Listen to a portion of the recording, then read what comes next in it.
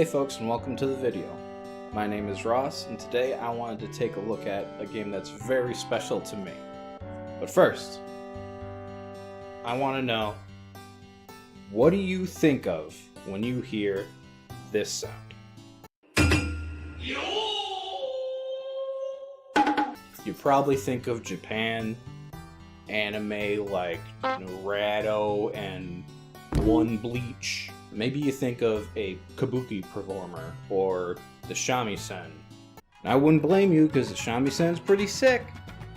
But what I think of is a game called Mystical Ninja, starring Goemon for the Nintendo 64.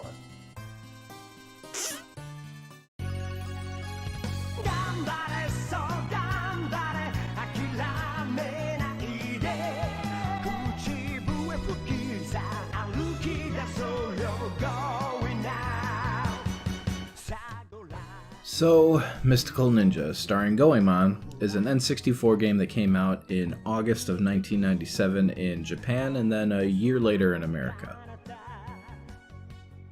Goemon is an action platformer franchise that centers around Goemon and his friends. Goemon as a character is based on the Japanese folk tales of Ishikawa Goemon, who was a chaotic good Robin Hood type of figure. These games have no tight connection to those stories, as the tone and the themes of these games are completely absurd and funky. It wasn't the first that America had seen of Goemon, because he did have a few other games that were localized on the SNES. There are a ton of other games in the series that never got localized, mostly because Konami is just evil. My introduction to this game was probably when I was around 7 or 8 years old. We had a neighbor come over to hang out with my older brother. I saw them playing the game on the N64 and my small child brain thought, "What the fuck is that? I want to play that!" Sorry, that's not accurate. Child Ross would have never used swears. But when they decided that they were done playing with the game, they left and I got to play. I fell in love with the colorful setting, with the interesting gameplay, and holy shit, that music!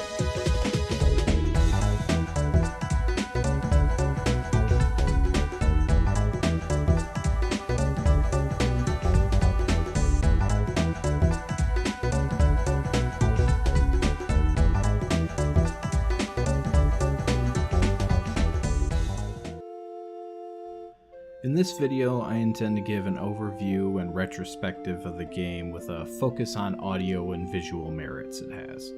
The game has a small but very passionate fan base, and I believe it is due in some part to the catchy music and the quirky setting in this game.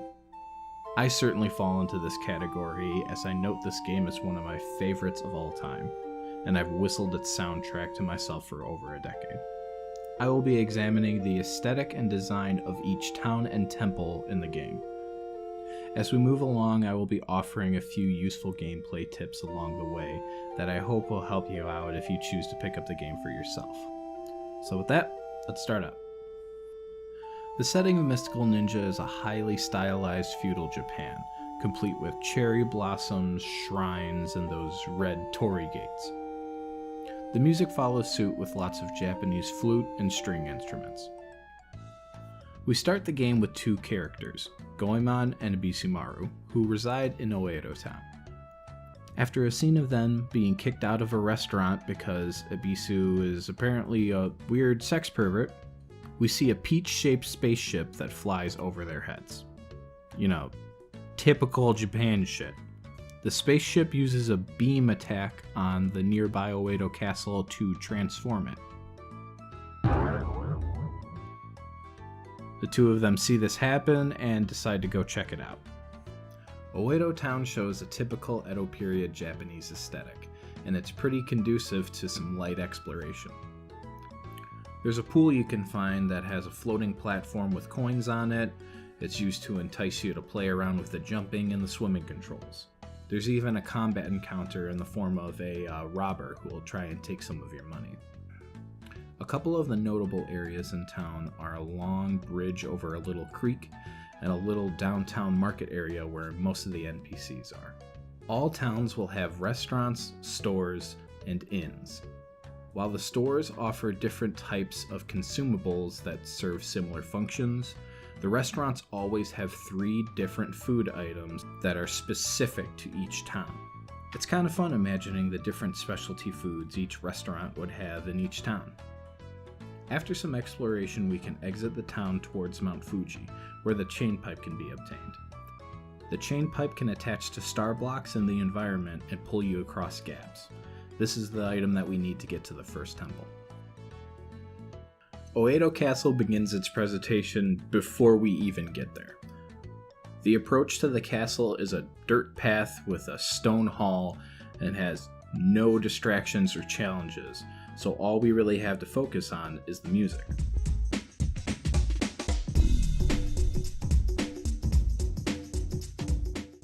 The music here has a light hip-hop beat to it and a bassy melody with a hi-hat ride in there. It's a real cool and laid-back track with a hint of mystery about it. But upon entering the castle, there's a huge musical shift to this bombastic track with powerful synth and shamisen matchup, and it's a hell of a first temple track.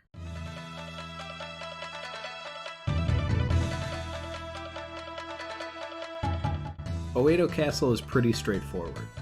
There aren't a lot of dead ends, and any locked door is never too far from its key. In the temple, you can find some platforming challenges requiring the chain pipe, as well as water sections, and even bottomless pits. One issue this game struggles with is slanted platforms. This game handles the physics of jumping on a slanted platform very strangely, so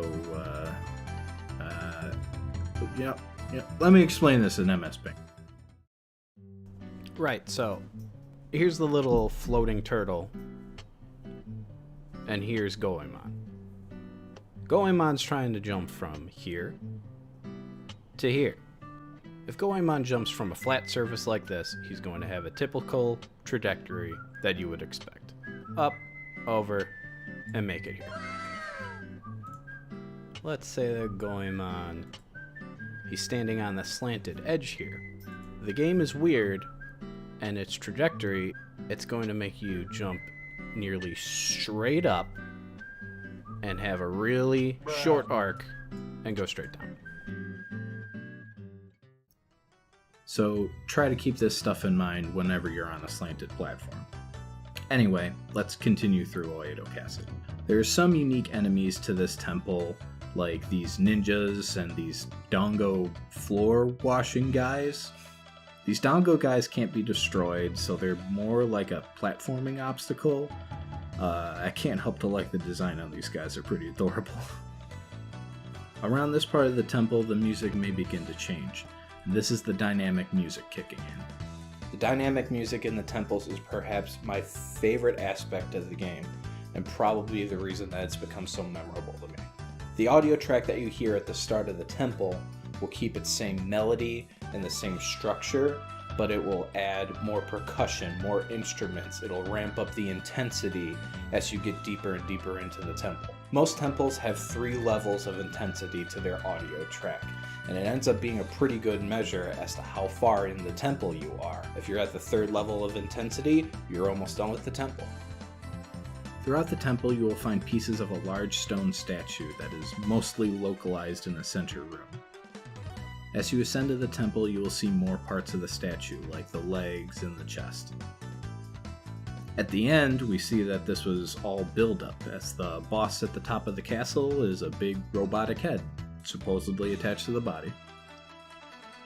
Slap him in his chinny chin a few times, and we'll get our first mystical item. In the next room, we can meet with the Lord and the Princess of the castle, who will give us an entry pass that allows us to get to the next area of the game. Atoe Castle is a great starting point for the challenges the game will feature in any given playthrough. The aesthetics are tasteful, and it is both challenging to new players and indicative of the temple design philosophies that the game uses. Using the entry pass to exit Atoe Town, we'll be able to get up to our first giant robot boss fight. These boss fights are kind of a signature of the game's weirdness, but they're always fun to go through. Every time you get into the robot in this game, you have to hear its theme song every single time, completely unskippable. You best just enjoy the weirdness that it is. Now, the control scheme is completely different for the robot boss fight. You'll have your fuel over here, which is your HP, and your Rio over here, which is your bullets. The basic strategy of every single one of these boss fights is to hit R to use your chain pipe, to reel them in with the chain pipe, and then use the flurry of punches to do as much damage as possible. To do the flurry punch, you have to hit C up, C down, C up, and then A. This does a decent amount of damage, but the main thing it's supposed to do is charge your laser gauge. At the center of the screen, there's a compass that shows where you are and where the boss is. The border of that compass is your meter for your laser. Once it is full and flashing, you can use the mouth laser. It's the strongest attack in the robot boss fight. To do the mouth laser, you have to use C up, C right, C down, C left, and then Z.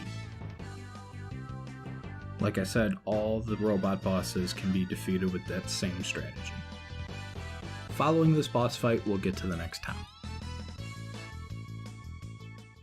So I'm not sure if it's pronounced Zazen or Zazen, but I'm going to call it Json Town because it sounds like raisin, and I like raisins. So anyway, upon entering Json Town, we will get our third playable character.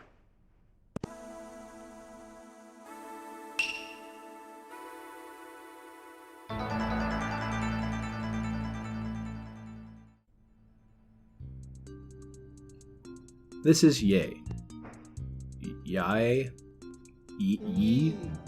This is Yae, the ninja. She's the most serious and competent of all the playable characters, and likely the reason I got a thing for her green eyes. She tells us about our main antagonist, the Peach Mountain Shoguns, and then we can move on to explore the town. Json Town holds a similar aesthetic to Atoe Town, but with a few key differences. There is a centralized red porch area that holds all of the shops and connects the two main areas of the town. In between those areas, there's a quaint little koi pond that's surrounded by bamboo forests, which has a nice look and feel to it.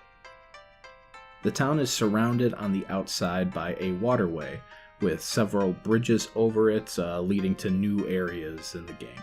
Since there are so many places and paths in this town, Json Town kind of acts as a hub you'll return to a few times throughout the game. Here we have to find Benkei the Collector and Ushiwaka the Knight. Benkei blocks the path forward, and Ushiwaka will assist in defeating him if we help him with his fishing. After fishing, Ushiwaka gives you an exploding log which can be used to defeat Benkei. After defeating him, Benkei will give us our fourth party member, Sasuke the Mechanical Ninja, but he needs batteries. We can then continue through the door Benkei was blocking and get to the next area. And prepare for this one. The next area we get to see is Yamato, and it's one of my favorite areas in the game. Right out of the gate, you see a huge red Japanese temple in the distance, and you hear a great bubbly flute melody in the soundtrack. This song never ceases to send me back to my first experiences of playing this game. All the joy and the heart come back in a rush of nostalgia, like the game's reminding me of how simple life was back then. Like there's always a warm little escape I have with this game when times get tough. Yeah, if only you knew how good things used to be.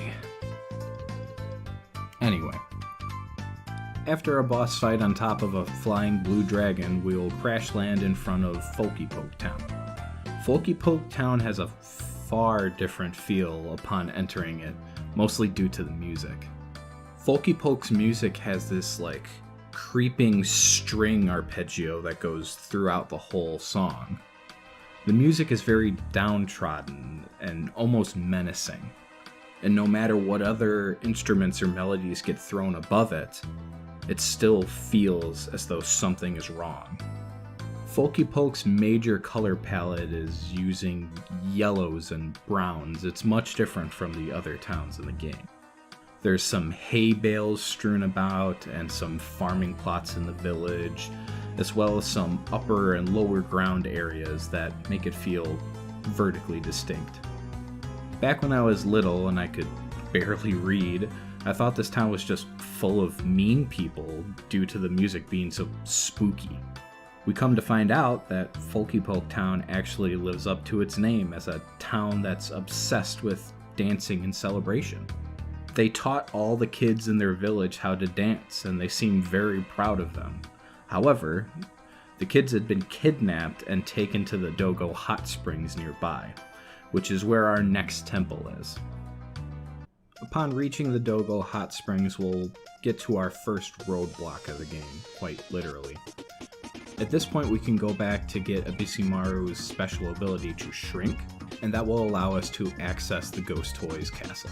Ghost Toys Castle loosely takes to the hot spring setting by having a lot of water-based platforming challenges. It ends up being a mishmash of wacky-ass rooms that certainly doesn't leave any less of an impression, but I'll go over the weird rooms in a second. First, let's talk about the music.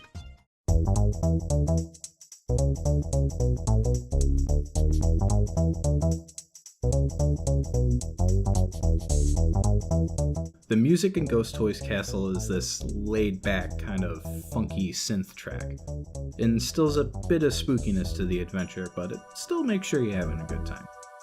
Later on, the track kind of morphs into this much more layered track with more percussion and more shamisen. Fuck, shamisen's good shit. This track isn't one of my favorites, but it's memorable all the same. As for the layout of the temple, there's a few more paths to take, and getting lost is a little more likely than Atoe Castle. There are these wooden platforms floating in the water sections. I think they're supposed to be shogi pieces? They will tilt as you walk across them, resulting in a slanted platform, so watch out for that. We can find a camera item for Abisumaru, who can use it to reveal hidden items and ghosts, which makes the ghosts vulnerable to attack. Don't worry about when to use it, because the game will literally place a sign in front of you that tells you whenever you enter an area requiring it. Like I said before, there are tons of odd rooms in this temple, so I want to point a few out. There's this room full of enemies and pitfalls and spikes and platforming challenges over water with no escape from the water, but you could just avoid by going onto this moving platform. We will also find these giant tops spinning around over poisonous water.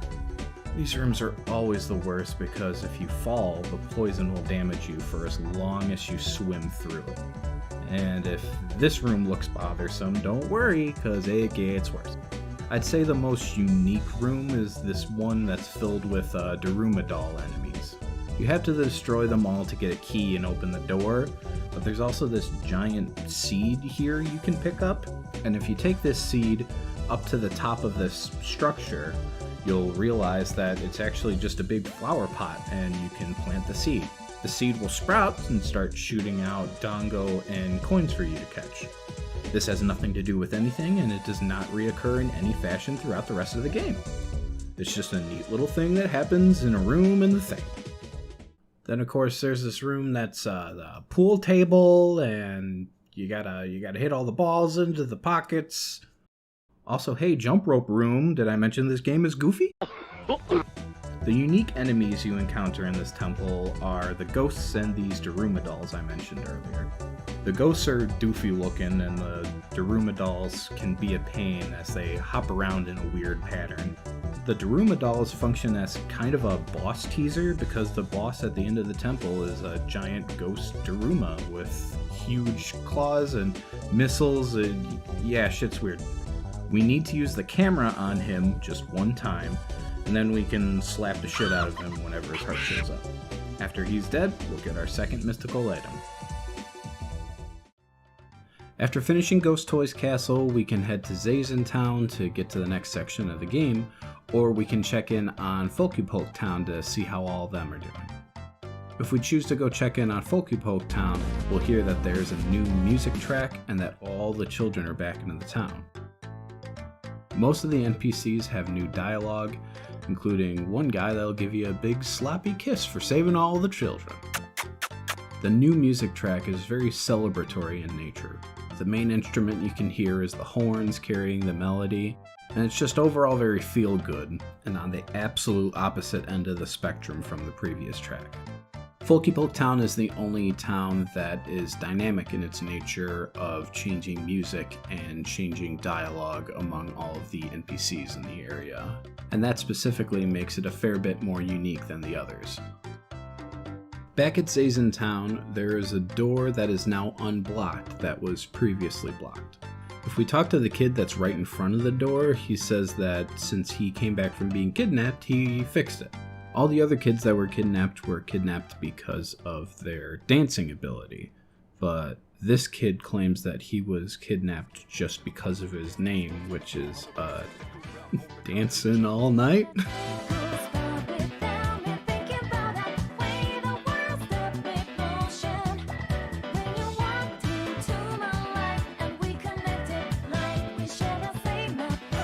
Exploring the next area, we'll find a couple of batteries that will be used to activate the fourth playable character, Sasuke.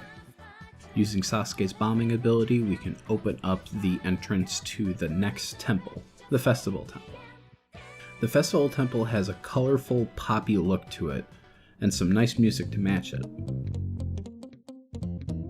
The music track starts with some plucked strings and a melody, with bass guitar, hi-hat rides, and some synth over that.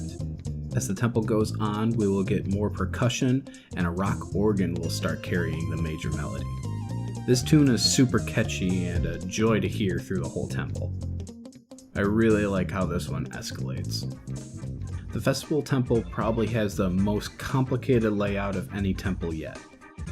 There's a lot of unique rooms and layers to bigger rooms that are not necessarily linear. There's a few instances of backtracking with a key found at a dead end, or when you get Sasuke's ice kunai weapon and you have to go all the way to the front of the temple again.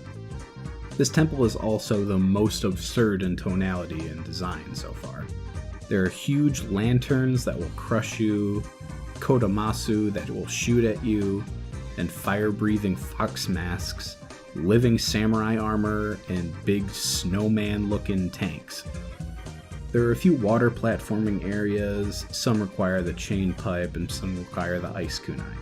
The final room is really cool looking. It has these giant fish-shaped platforms that swing around a huge pole. There's giant waterfalls, and a couple of extra bonus items. This room is probably the biggest room in the game, at least vertically the tallest. The room after this is kind of just a victory jog through a nice looking shrine kind of area, and it's followed by the worst boss in the game. This boss is a ghost robot. The boss throws plates at you, and you can hit the miscolored ones back at him for damage. The camera stays in the same place as you move, but it's hard to gauge the distance on the plates since they're 2D sprites. The fight is long and it's annoying, but after we beat him, we will get our third mystical item. After the Festival Temple, there's a few story bits that are placed here and there. I don't want to get into them right now. If we go to Atoe Town, we could pick up Goemon's special ability, and we can use that to get to the next town, which is Festival Village. The Festival Village is my favorite of all the towns in the game. Upon arriving, we see that the village is celebrating a festival. Big surprise. Additionally, the village is also placed in a nice, serene, snowy area. I'm kind of a sucker for calm, snowy areas, and this town combines that sweetly with a cheery atmosphere. The people here have some nice hints to give, and the stores have some of the best items you can buy in the game. There's even a secret store that you can only get to after obtaining Ye's special ability. We can find this little area that functions as the festival grounds that serves no purpose other than looking neat. It has some NPCs dancing and walking around. It has a man at the top of a wooden tower playing a taiko drum. And the music here is very calming, with a flute giving the melody and strings giving an accompaniment. There's only a few layers to this track, but each one melds together to match the visual aesthetic perfectly. It's exactly what we need before progressing on to the last run of our adventure. After the festival village, there's another couple of story beats we have to go through, again that I won't touch on. We obtain our level 2 weapons, Yae obtains her special ability, and then we could proceed on to the next temple, which is called the Gourmet Submarine. Now you might think, Gourmet Submarine? Why is it called that? Looks like a normal sub to me. But this temple bumps the ridiculousness up to 11. Right across the board. 11, 11. These go to 11. Shortly after entering, we find ourselves platforming on giant bowls of ramen, walking on chopsticks, jumping on rice balls, swimming in miso soup. There's a room with french fries and one of those weird octopus-cut mini hot dogs. The enemies look like sushi. There's floating sponge cakes. The rooms with lava are actually just big grills. I don't know if these are shamisen paddles or spatulas of some sort, but they're cool too, and fuck me, this place is just great. If it wasn't obvious by now, this is my favorite temple in the game.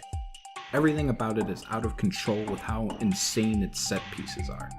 You walk through any door and you have not a single clue what you're going to see next. It's always a joy to go through for me. Every room I step into, I'm excited to go through it. I'm just completely in love with the look and sound of this temple. But hey, speaking of sound, let's hit the music. The track in this temple has the biggest change in energy from start to finish. We start hearing a really simple beat with some drums and chimes giving very few notes and a loose melody. Some strings join in as backing to the track to give it more form, and a little tease of shamisen developing the melody. Then some more percussion kicks in to push the song up, and the rock organ and flute develop the melody even further.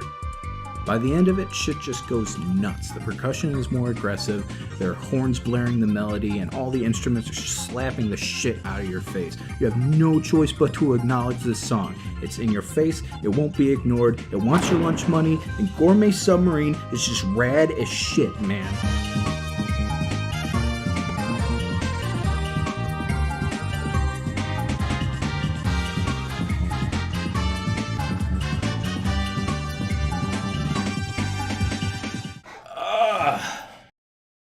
Anyway, so the last room is this big tunnel with a grill at the bottom. We can see corn and other grilled foods at the bottom. It's a straight shot to the end of the temple here, just a neat looking room to finish the place up. The last room has no boss and no mystical item. Instead, the team is forced to call on Impact and face the second robot boss. Now, all the controls and tips that I outlined earlier in the video are still valid here. The only difference is that there are 2 phases to the fight. It's hard to see him coming in the second phase, so you can use your radar at the center of the screen to determine where he's coming from. After defeating the second robot boss, we learn that the Peach Mountain gang just dropped the mystical item in Json Town. So, back to Json Town we go.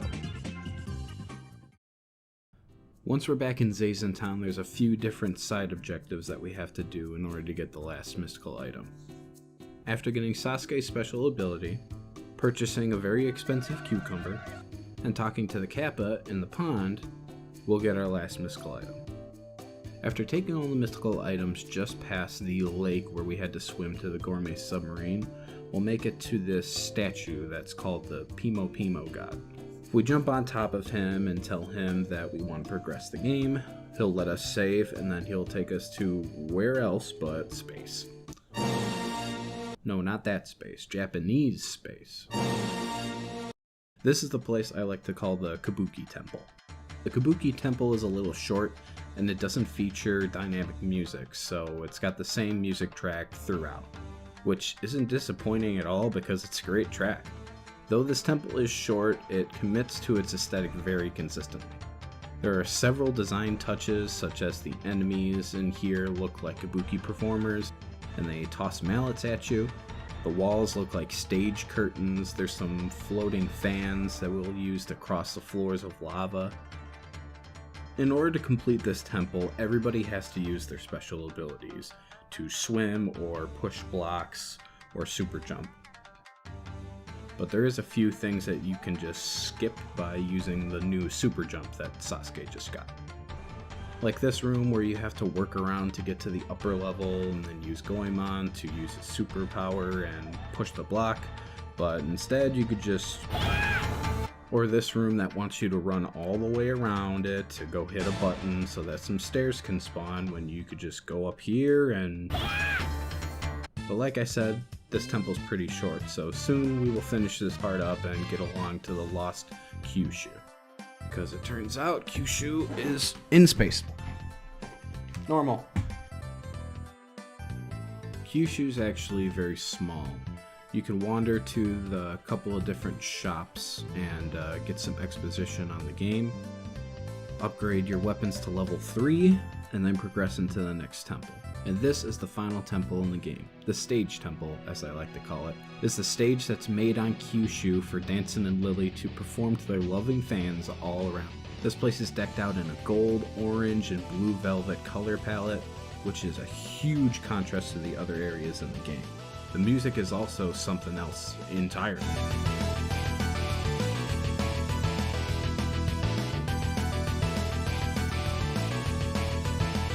This track is outlandish compared to the relatively more culturally Japanese sounding OST. It's fast, it's got chugging guitar riffs, more rock organ, and some shamisen to wrap it all up. The music here is not dynamic at all, so it doesn't change, but since the temple is so short, it's not a problem. The song is definitely a good tone setter for the conclusion of the game.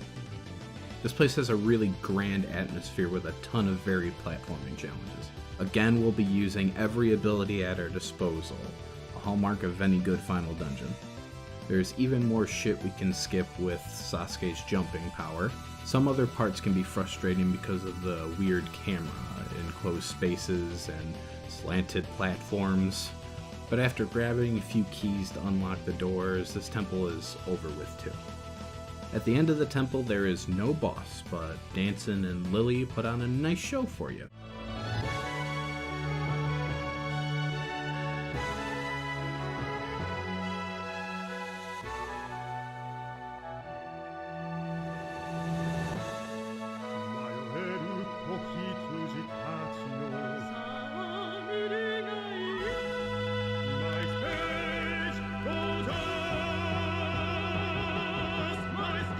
After this, they bolt off and we have our final robot boss fight.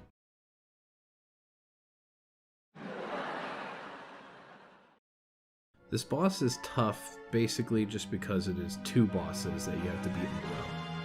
The first is the peach-shaped spaceship from the beginning of the game.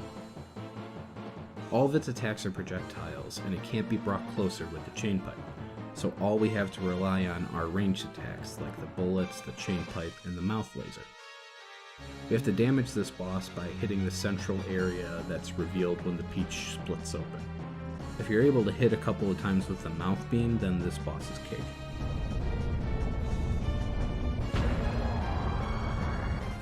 After the peach is the last fight with the long-tailed suit jacket bot, who's easily defeated the same way all the other ones are. Chain pipe, punch him, mouth laser, done. And after this boss fight, that wraps up Goemon. We get a cutscene of Goemon taking the gang back home, and have some pretty funny dialogue before we hit the credits.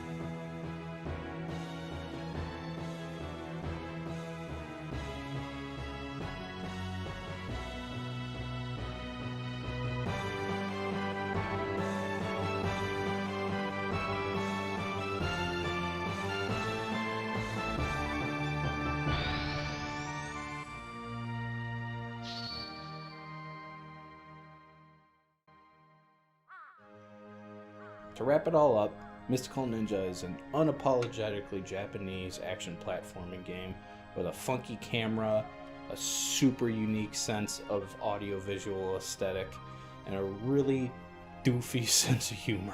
The characters have a ton of personality just in their idle animations alone. Dynamic music is rad as fuck, and Yay's cute as frick.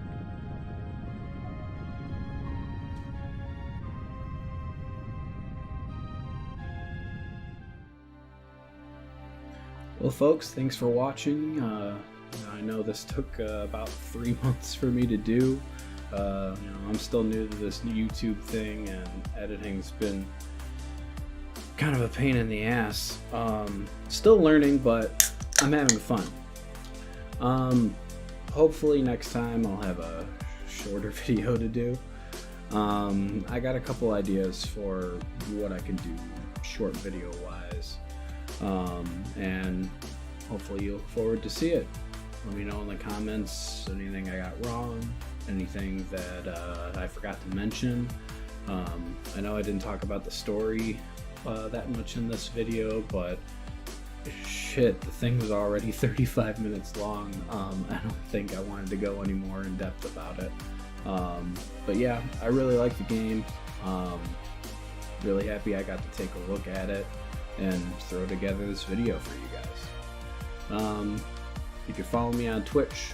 You can follow me on Twitter. Both of those are the Duke of Grease, so / the Duke of Grease or at the Duke of Grease. Post every once in a while, and sometimes I cut together a few memes, shit like that. Your wife is not real. Currently midnight over here. I spent 12 hours working on this video, so again, I hope you enjoyed it. Thanks for watching.